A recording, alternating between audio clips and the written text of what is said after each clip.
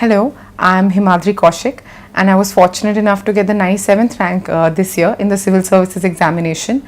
I would like to talk about preparing for the interview, and I think I could give some perhaps valuable pieces of advice because I got 195 in 2017 in Vinay Mittal sir's board, and this year I got 193 in PK Joshi sir's board. So twice that I've given the interview, I've scored decently. So now, like, I would like to just firstly start with a few things. How do you need to start preparing for the interview? A lot of people will tell you it's luck, it's chance, and it's random. I don't think so. I had different boards and I have friends who did well every time. So you have to go with an open mind. You have to give the interview a chance. Like, you cannot start by thinking that it's unfair. Unless you try, you will never do well at it, right? And secondly, okay, so I am from a background in which I did my education in English. A lot of people give it with Hindi and as their medium, or they give it in English when their first language is not English. And the trend is such that such people are not, it's not held against them. Like, if your language is not that good, or maybe at that point of time you're not able to express yourself, you still do well. I know, like, I saw the interview of a person who stammers and was not very expressive, and he got 206.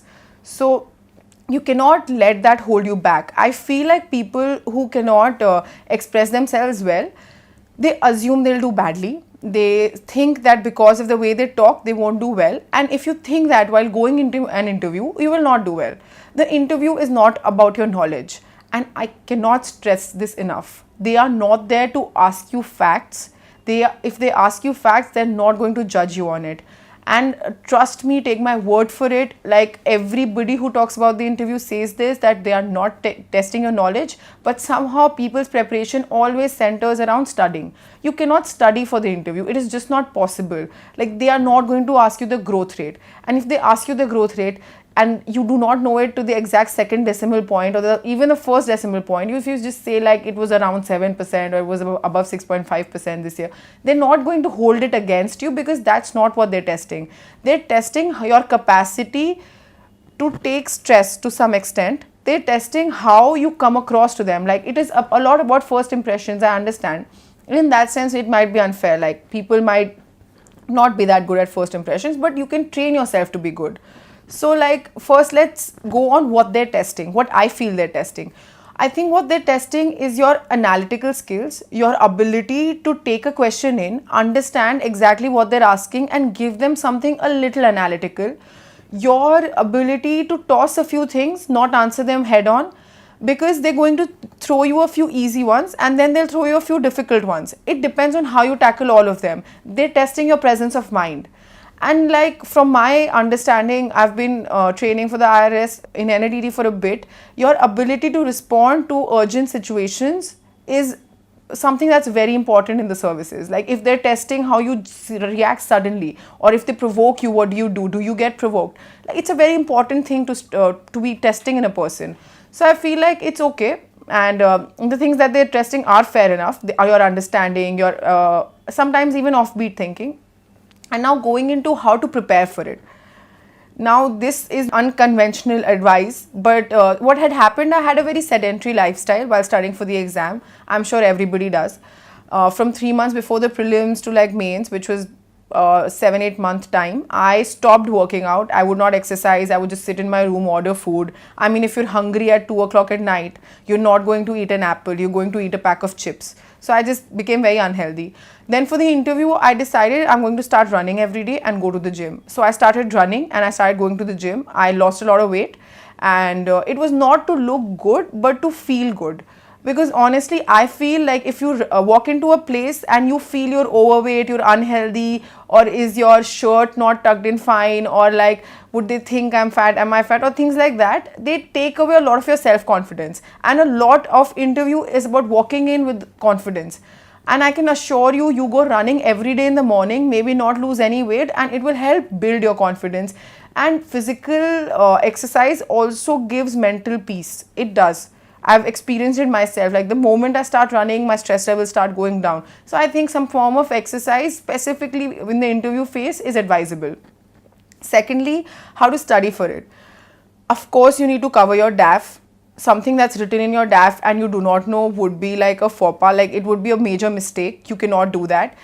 For instance, if I've written my hobby reading and they ask me 5 books and then I give them those books and they ask me the writers, other books authored by the same people, I should know everything in and out.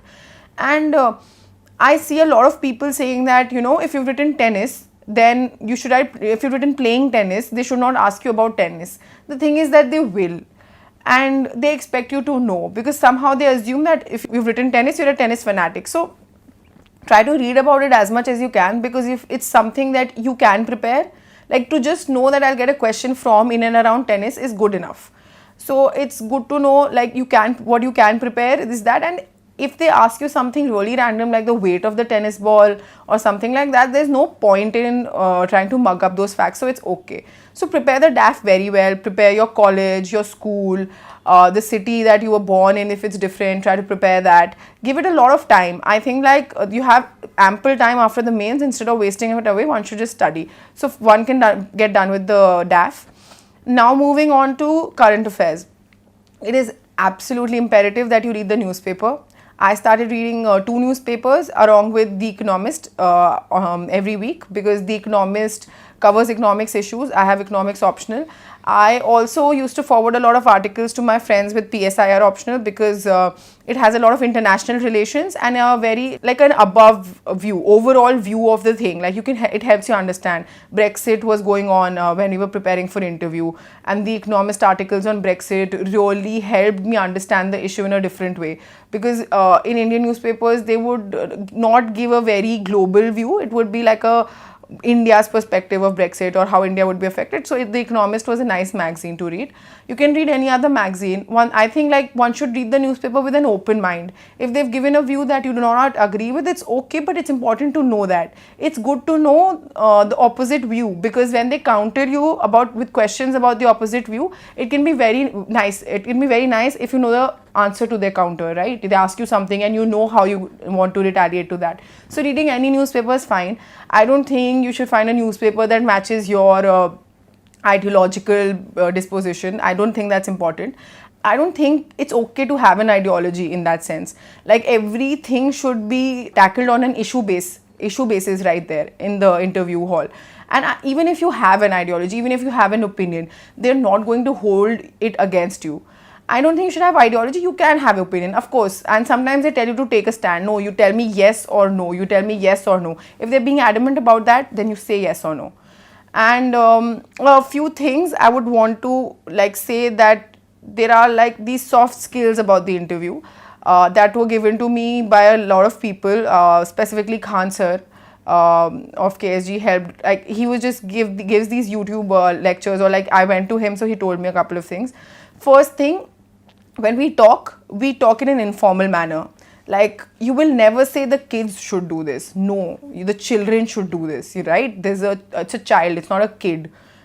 Things like these formal nuances to get better control of it, and don't be informal. It's pretty much the biggest interview of our lives. I mean, maybe other people give MBA interviews, but for me it was the biggest interview of my life. It is such a sacred, a precious thing. How can I take it casually? If I'm not taking it casually, my language cannot reflect that I'm taking it casually. It's not about English or Hindi. One should give it in Hindi if that's what you're comfortable with. पर फिर आप हिंदी में ये नहीं कह सकते ना ऐसा कर रहा था, कर रहे थे. मतलब अच्छे से language तो अच्छा होना चाहिए. If in your head it's important, you should show them that it means something to me. So don't be casual in your language. Don't use slangs. That's like a complete no-no. And secondly, coming to a few things which show your state of mind or to not offend the other person.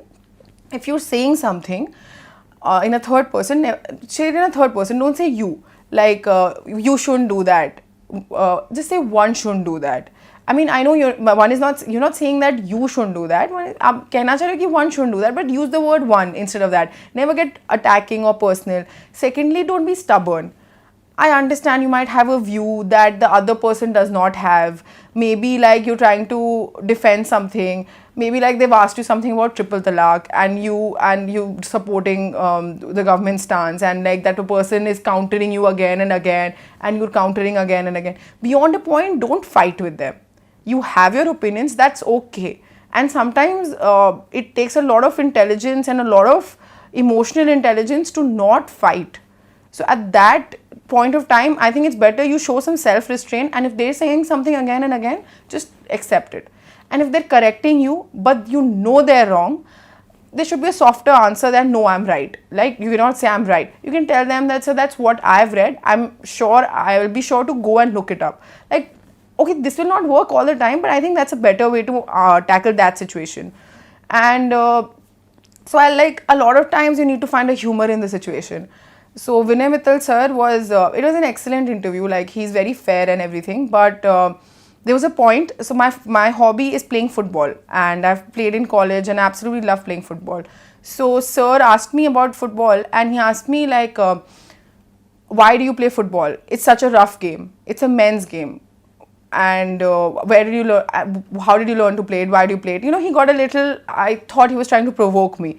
And I didn't know what to say. If I go all feminist on it, it would be aggressive. So I just laughed. And I just laughed and said, sir, I just really like the game. I just laughed because I just showed like I don't even know how to answer that question.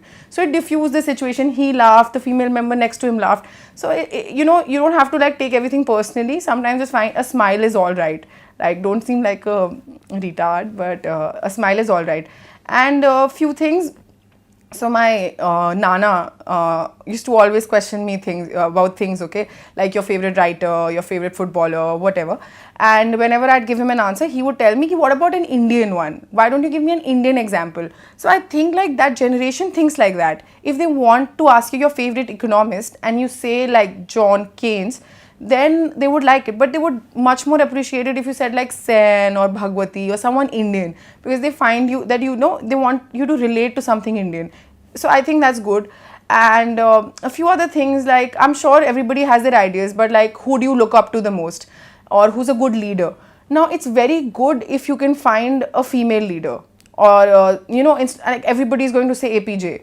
Now, like if you asked to write an answer about a leader, somebody who inspires you, everybody's going to say APJ. You find a female, write Ela Bhatt or whoever, like just find a person who can stand out for you personally. Like in my interview, I had written football. I'm a girl who plays football, so I looked up the Indian national team, their captain, and everything about the team. So be prepared on those fronts, because they're your hobbies, but then also they're going to analyze you from a different perspective. So it shows your sensitivity, it shows your understanding for a certain group which is considered vulnerable. So certain things, you know, you can prepare the answers, and it's like a very easy ball, and if you just play it well, you can just, it can count for a lot. And the interview, I know like just saying don't be nervous doesn't work, so you have to work constantly on not being nervous. I did that by giving a lot of mock interviews. In my first interview, I gave around 8 mocks. This year round, I couldn't get leave from my academy, so I just gave around 3 mocks. A mock interview is good because the first time you're facing a formal panel cannot be on the date of the interview, so it's good to give a mock, but do not listen to them. I was criticized heavily by a lot of people. I was told that I can just talk well and I don't have knowledge. I did not listen to them. I did not let it affect my confidence, and I went in. And lastly, I'd say this interview is very important. I got into the IRS because of interview. That year my written score was not good at all. This year also, what has pushed my rank up is the interview. And the thing is that it can just give you a long jump, right? Like if I got 193. If I'd gotten 170, I would obviously, like 20 marks is a lot. And there's not that much difference between getting those 2 marks. You have to be good on that day. So start building yourself as like an individual from the day your mains end. If you have a hobby that you have never done in your life, learn yoga. 3 months is enough to learn yoga. If you've written yoga, then go learn yoga. So it's always good to have practice. Just like work on it. Work hard for it. Don't study, because that's not what they're testing. And I hope whoever is giving the interview does exceptionally well. Thank you.